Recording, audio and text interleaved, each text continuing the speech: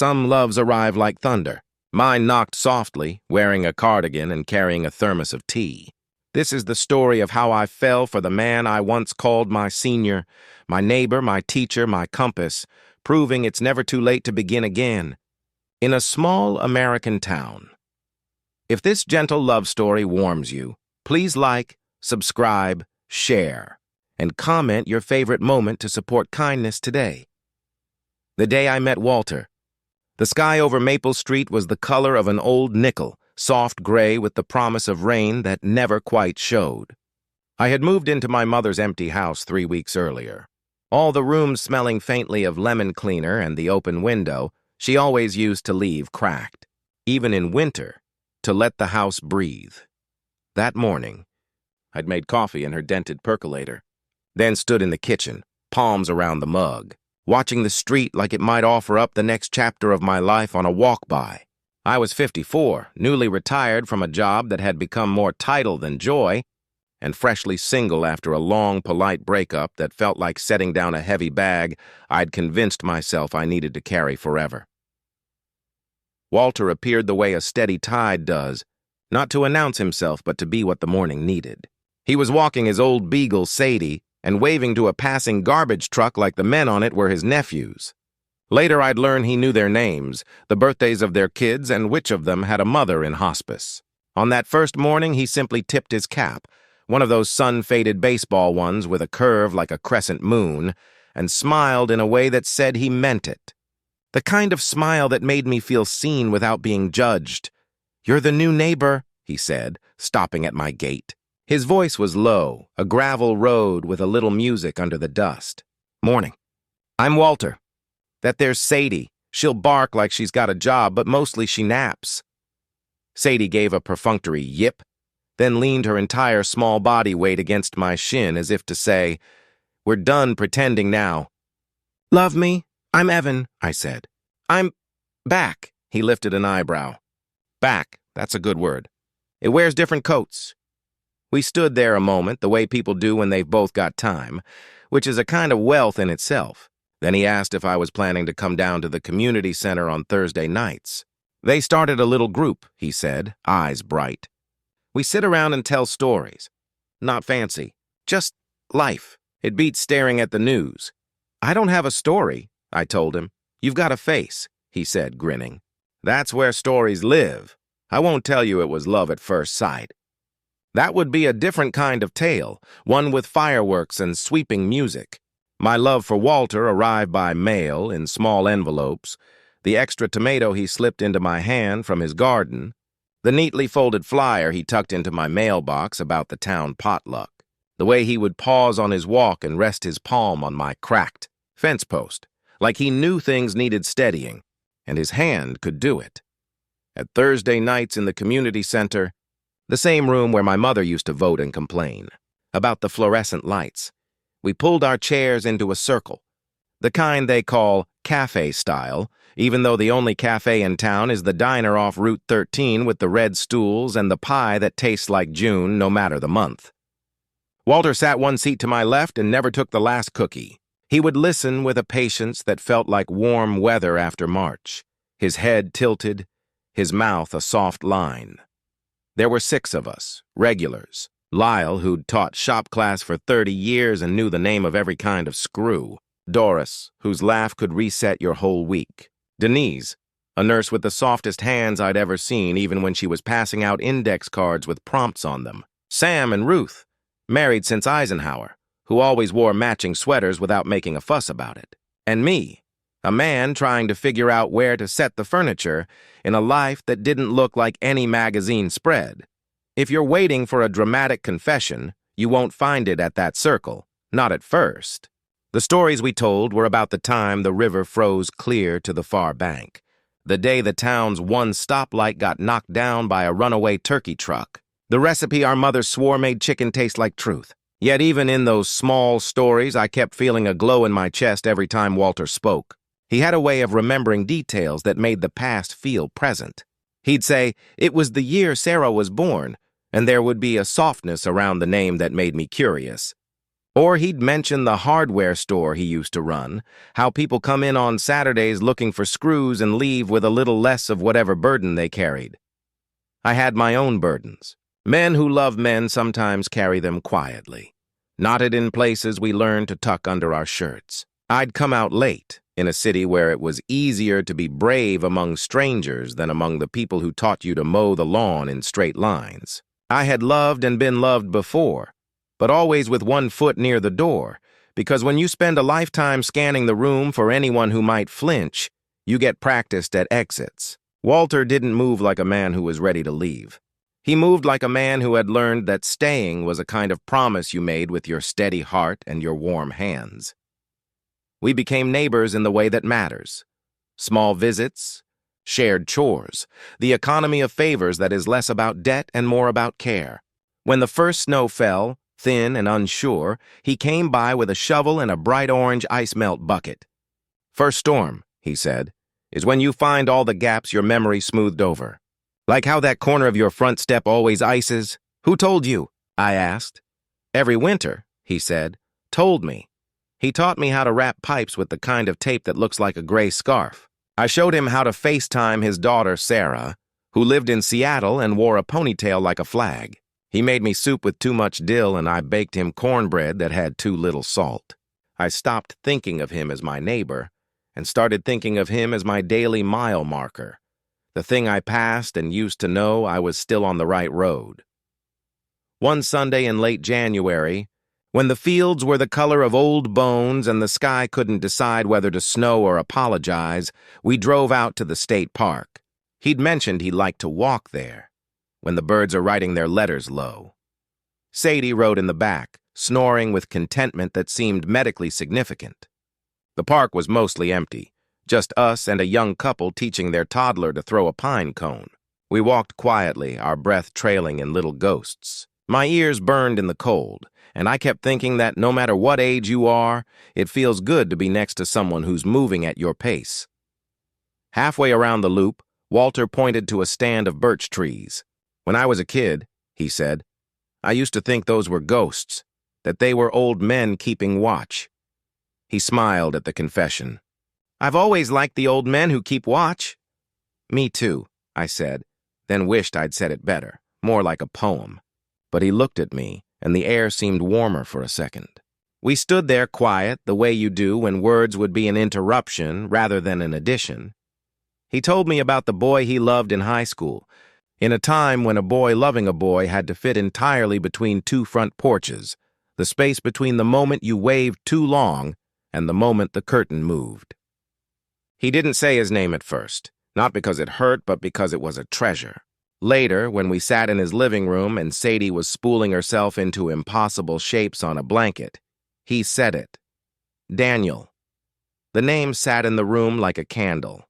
"He taught me how to jitterbug," Walter said. "We'd go down to the creek when summer swelled the air and we'd sing the music ourselves." His family moved to Florida in '62. I got a postcard with a palm tree on it and a single sentence, "I hope you're well." He shrugged gently. I've been trying to be ever since. I told him about my college days, about the professor whose approval felt like a parade until I realized you can't march forever just to hear someone else clap. I told him about the long stretch of my 40s when I learned how to cook and forgot how to pray. We were two men, both road-mapped by time, comparing the shapes of our mile markers and the ways our hearts had taught us to keep walking. You might think we rushed, that we seized the day with dramatic declarations, because we'd both lived long enough to know time is a fast horse with a mind of its own. But I'll tell you the truth. We moved slowly, and it felt like respect. We had coffee at the diner, the kind poured from a carafe with a waitress's hand on your shoulder. I took him to the little Sunday jazz trio at the library, where the clarinet player wore thick glasses and chuckled between songs. He taught me which brand of birdseed the Cardinals loved, and I learned he had a scar on his right wrist from when a shelf gave way in the hardware store, a white crescent that only showed when he rolled up his sleeves. The first time I reached for his hand, we were sitting on my mother's old back steps. Now my back steps, the paint flaking like old paper. It was April, and the tulips had finally decided to live again. Walter was telling me about the time the river flooded in '85 and how he and his father spent a night sandbagging behind the laundromat. "There's a sound," he said, "when water finds a new way to move. It's not like any other." I looked down at our hands, both resting on the step between us, not quite touching. If you've ever been lonely, truly, you know the way your body learns to protect itself from hope. My hand lifted without my permission, an animal responding to light. When my fingers found his, it was like stepping into warm shallows, a place where you can see your feet and the small fish flicking past. He squeezed once like a Morse code message. Here, here, here. We didn't kiss that night. People think that's the landmark, the kiss. But sometimes it's the smaller things, the steady touch, the way two voices can share a room without any need to dominate it. We sat there until the porch light blinked on with a little electric sigh, and he told me a terrible joke about a penguin in a bar, and I laughed so loudly that Sadie woke with a start and grumbled into the quiet as if to remind us we weren't alone. In May, the community center held a potluck. There were deviled eggs with paprika that looked like cardinal feathers, and someone made a cheese ball that had the density of a small planet. Walter brought his mother's ham, glazed with a mixture of brown sugar and mustard he stirred until it shone like a memory. I brought a bowl of roasted carrots because someone needed to bring a vegetable, and also because I had learned how to make them taste like patience. We sat at a plastic table that wobbled unless one of us kept a steady knee against it. Doris asked if we were an item, then winked so hard her left eye practically closed. "We're good company," Walter said, and he looked at me like that phrase was both truth and invitation. Later, when we were gathering our coats, a man I didn't know leaned toward Walter and said quietly, with a glance around like he was tossing a secret into a dark lake, "I didn't know you were like that." Walter's jaw tensed. It was just a fraction, a muscle moving like a cautious bird. He didn't answer. I stepped in closer until our shoulders brushed, and I put my hand on his elbow. It was my turn to be steady. We left without a scene, the night air cool and the moon like a coin you only half believe is yours. "So," I said as we walked toward his truck, "are we an item?" His laugh came like a warm front. "We're two men walking to a truck," he said, "on a beautiful night. But also," he opened the passenger door for me, an old habit he had learned when doors were heavier and mothers taught their sons to mind their manners. He looked at me with eyes like weathered blue, and he nodded once. "Also, yes, when you say yes at our age, it isn't a firework. It's a porch light. It's steady. It says, 'You can come home.'" We told people in a simple, practical way, like we were adding a piece of furniture to a room and wanted to make sure everyone knew where not to stub their toe. Denise hugged us both and said, "About time." Lyle shook our hands separately, then together, then seemed to realize that was strange, and laughed so hard he nearly knocked over a bowl of pretzels. Ruth squeezed my hand and said, "He's a good man." And I said, "I know." The man from the potluck who had tossed his question like a bad penny kept his distance, then came by one day in June with a bag of nails and a sheepish look. "I grew up one way," he said. "I'm trying to grow another." Walter put the nails in the garage with a nod so generous it could have built a bridge. It wasn't all soft focus and sweet tea. A love like ours later in life has its own weather patterns. There were days when Walter would turn quiet as a lakeshore at dawn, and I knew he was walking back through years he hadn't examined closely, letting himself remember the ways he'd learned to be smaller to fit in a world that feared its own mirrors. He had been married to a woman for 22 years, not because he was trying to deceive anyone, but because the path that was available was the one you walked until you learned how to take a left. He and Elaine had loved each other with the steady affection of two people who plant a garden and keep the weeds to a minimum. She passed a decade before I arrived, and he still spoke to her sometimes when he washed the dishes. I didn't mind. Love that lasts doesn't vanish. It changes address. I had my own storms. I had built a life on competence and politeness, a very American sort of dignity, and it took longer than I expected to learn the difference between being careful and being closed. Sometimes I would watch Walter talk to the mail carrier about a new grandbaby with a warmth that didn't cost him anything, and I would feel a small flare of envy. He carried his heart in an inside pocket, sure, but he knew how to take it out and set it on the table without worrying someone would steal it. In late July, when the heat had the persistence of a sales pitch, we drove to a farmer's market in the next town, where a man with a voice like the radio sang old country songs. We bought peaches that bruised if you looked at them too hard and corn that tasted like sunlight. On the ride back, windows down, hearing the seeds rattle in their husks in the back seat like a quiet rain stick, Walter told me he sometimes got dizzy. He said it like a man reciting the weather report, neutral and given to the room. "How often?" I asked, keeping my eyes on the road. "Sometimes," he said. "That's not a number," I said, smiling to make it gentle. His hand found my knee. "We'll get it checked," he said. "I've been stubborn for longer than you've known me. I can be less stubborn now." The thing about loving someone is that you become an archive. Their medical appointments, their weird coughs, the way their eyes crinkle 2 lines deeper on the right when they're tired. I learned to pack a little folder in the glove compartment with insurance cards and a list of medications written in careful print. He learned to let me carry it without feeling like he was being diminished. This, too, is romance, a kind that doesn't get movies made about it, but should. In August, under a sky that felt like it had been ironed smooth, we sat in an exam room while a young doctor smiled brightly and told us about an arrhythmia with a name that sounded like a jazz riff. "Manageable," she said, "with a pacemaker. A very small device. You'll be back to walking, Sadie, before you know it." Walter listened carefully, nodded in the moments that seemed prearranged by decades of being a man who takes news and turns it into a plan. Later, in the hospital hallway, as they wheeled him toward a room where the TV would be louder than any quiet he could hope for, he reached up for my hand. I bent down and kissed his forehead.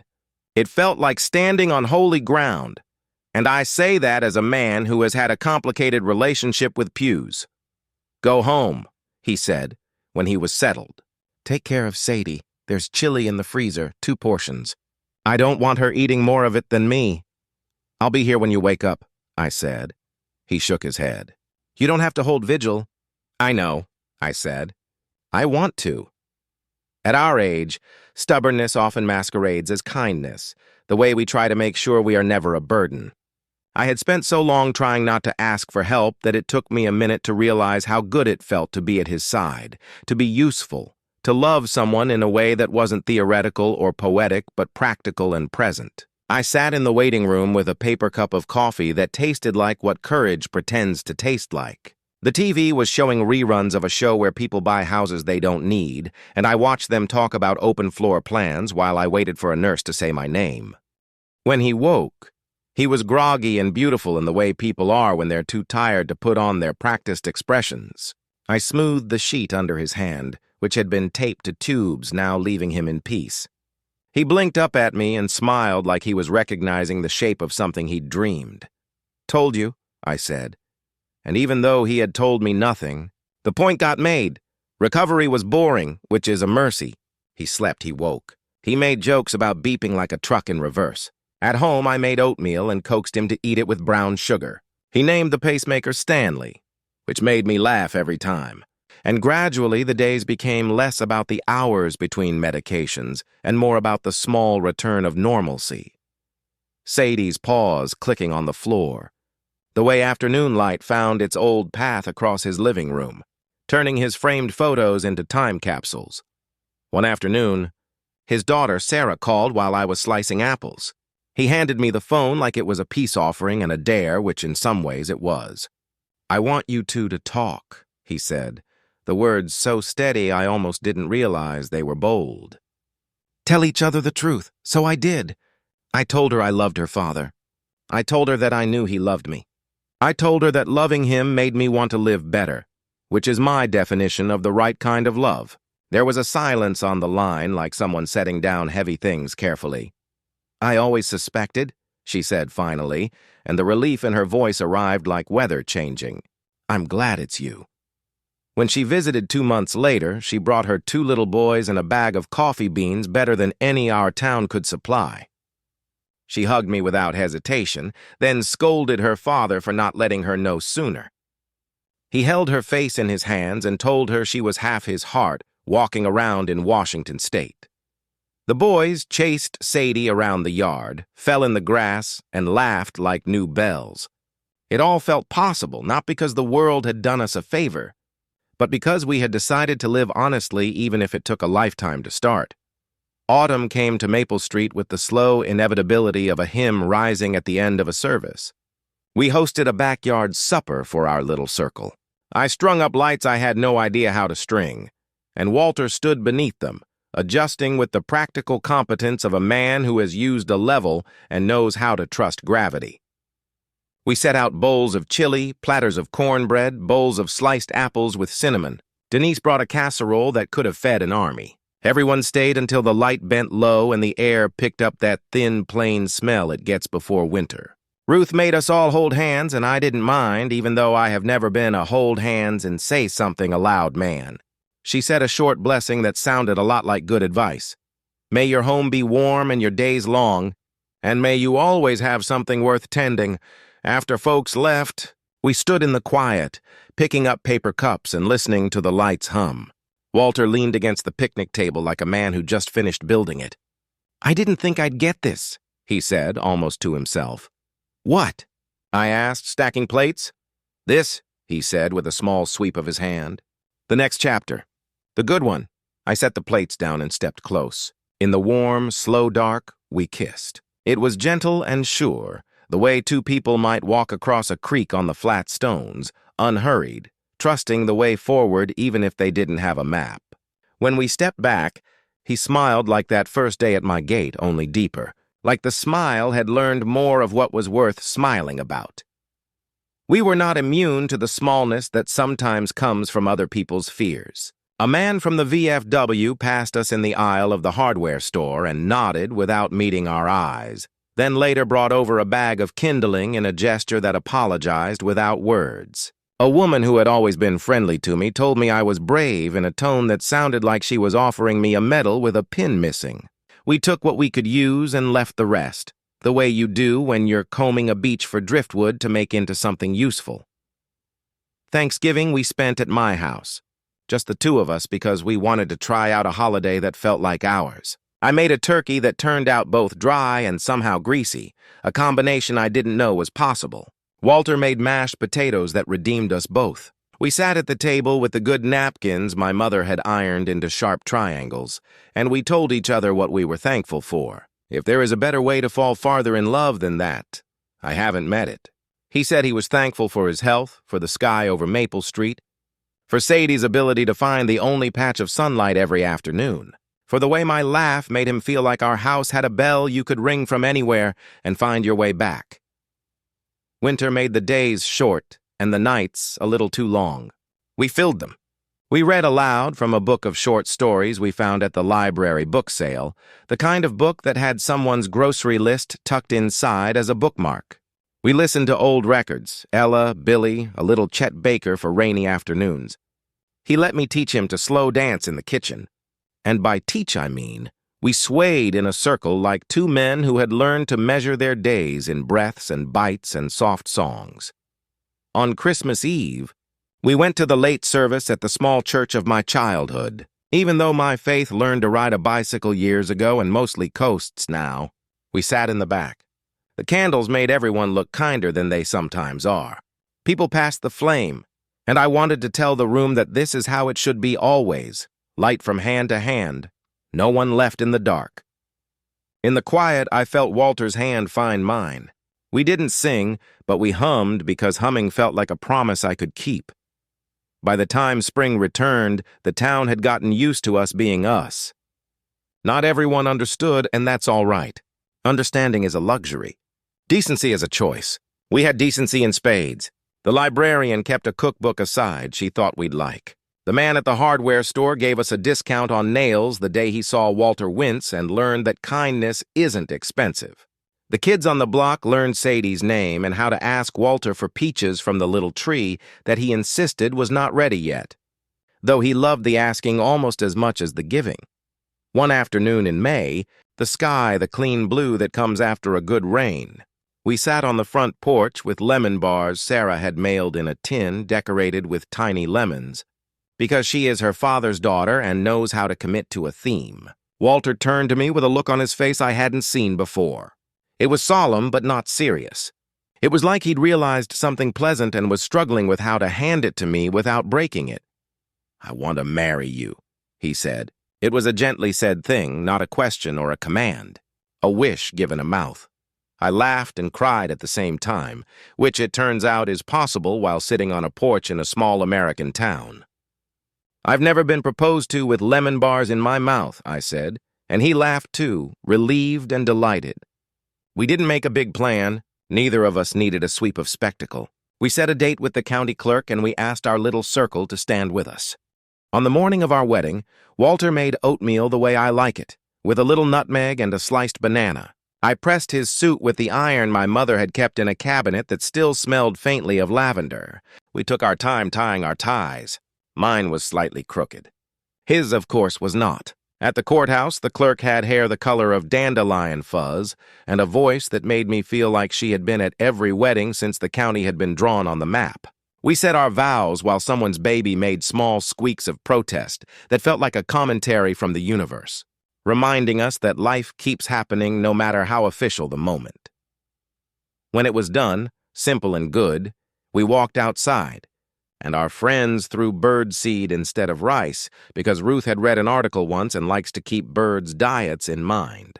Walter kissed me on the cheek because the county building had more people than our living room ever did, and I liked that about him, that he knew when to be gentle with public space. Later, at home, we danced in the kitchen, and if there was a better place to keep promises, I didn't know it. Sadie lay on the rug and made contented groans like she had learned to sing along. Being married at our age is like inheriting a house with good bones. The work you do isn't flashy. You fix the hinge that squeaks when it rains. You replace the window that fogs in winter. You figure out that if you put the coffee mugs on the second shelf instead of the first, the morning moves better. You learn the other person's stories by heart, not because you want to memorize them, but because you want to be the safe place where they live. In our town, people began to refer to us as the two men on Maple, which made us sound like a small folktale. And in a way, we were. We had grown into each other like vines on a trellis. We took care of our house and our neighbors, called the water company when the hydrant up the street leaked, brought soup to Denise when she got the flu, sat on the front steps, and watched the world be itself. On the anniversary of the day we met, we walked to the park where we had looked at the birch trees and learned how to hold silence together. He brought a thermos of tea. I wore a sweater of his, the sleeves a little too long, the smell of him in the wool. We stood by the creek as the water made its old new sounds. He looked at me the way a man looks when he has learned that joy can be a steady friend, not a trickster. He said, "I'm still trying to be well." I smiled. "You're succeeding in ways that count." We stayed until the light made that golden angle that makes even the parking lot look like a painting. Then we walked back, our steps the soundtrack of a life that had figured out how to move in time. At home, I put the kettle on and he checked the mail, and there it was, a postcard. Not from Florida, not from the past, but from Sarah in Seattle, with a picture of Mount Rainier and a sentence that fit just right. "Come visit soon." We did. We flew in the spring, the plane ride long enough for us to nap and wake and nap again. We walked along the water and ate something called a poke bowl that made us feel very modern and amused. We watched the grandkids play with blocks, and Walter showed them how to build a bridge using 2 chairs and a board, the same way his father had shown him back when the world was wider and narrower at the same time. At night, in the guest room, we lay awake listening to a different city's soft night sounds, our hands folded together on the blanket like we were agreeing again, quietly, to be exactly who we were. Back home, the seasons kept doing what seasons do. Walter's hair got whiter, mine did too, and neither of us minded. When he needed a new pair of glasses, we picked the frames together, and the young woman at the counter called us sir in the plural, which felt right.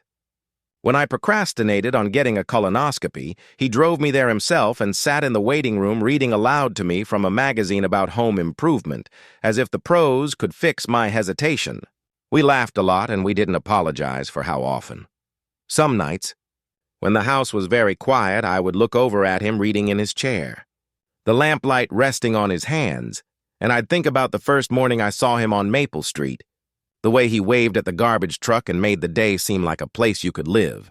I'd think about the way he had become my senior, not just in years, but in a way that mattered. My teacher in patience, in kindness, in how to be at home in the world without having to make it smaller. His seniority wasn't about superiority. It was about stewardship. He tended to me, to our life, to our town. He didn't rush. He didn't hoard. He made room. People sometimes talk about love like it's a cliff you jump off. Maybe it is when you're 19 and fire doesn't frighten you. But I've come to think the love that lasts is less about falling and more about building. We built a life with Saturday pancakes, with soup on Sundays, with a habit of standing in the yard between the maple and the hydrangea, deciding together what needed pruning. There is romance in that.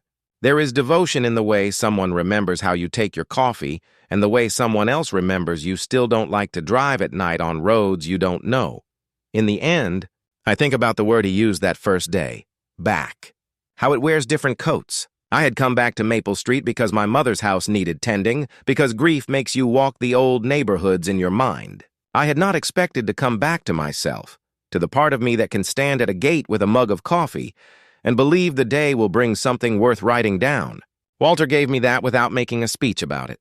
He arrived with his cardigan and his thermos of tea, and he made it possible for me to be the person I had been trying to find since I was a boy sitting on a porch, wondering if there was a place in the world where a man like me could breathe easy. There is. It's smaller than a country, bigger than a kitchen. It's a porch with flaking paint and a beagle on a blanket, and a man who tips his cap at the garbage truck because the men on it are doing a job and he knows the worth of that. It's a community center on a Thursday night where stories get told not to impress, but to connect. It's a county office where a woman with dandelion hair stamps documents that change the way two men will hold hands in public. It's the places we show up again and again, with our steady hearts and our warm hands, building a home out of the day. Sometimes I catch my reflection in the window at dusk and barely recognize the man who looks back. Older, softer around the edges, eyes that have seen both storms and porch lights. Then I see Walter step into the frame behind me, his hand settling on my shoulder, and I recognize everything. We stand there, looking out at Maple Street, the sky doing its nightly miracle of painterly grace, and we remind each other to breathe, like my mother reminded the house years ago with that open window. We let the evening in. We let the day go. We know tomorrow will come with its mail and its errands and its kindnesses and its little repairs. We know we will meet it together, walking Sadie, waving to the men on the truck, holding each story like a smooth stone, ready to offer it when someone needs the weight of something real in their palm. And when the world is loud, when the headlines try to pull us out of our chairs and into a panic, we turn off the television and put on a record. We sit close. We let the music do its work, making a small sanctuary of our living room. Sometimes we talk about Daniel and Elaine, about the loves that built us before we found one another.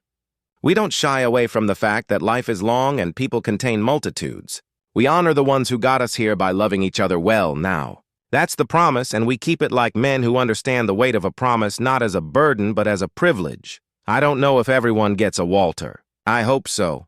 I hope there's a cardiganed, thermos-carrying saint of ordinary days in every town, who knows the power of a wave and the grace of a steady presence. I hope there's a man who will show you how to wrap your pipes before the first freeze, who will make 2 dilly soup and call it perfect anyway because you made it with your own 2 hands. I hope there's a circle of chairs somewhere near you, filled with people who know how to listen without fixing, who will pass you a cookie and a story and make you feel less alone.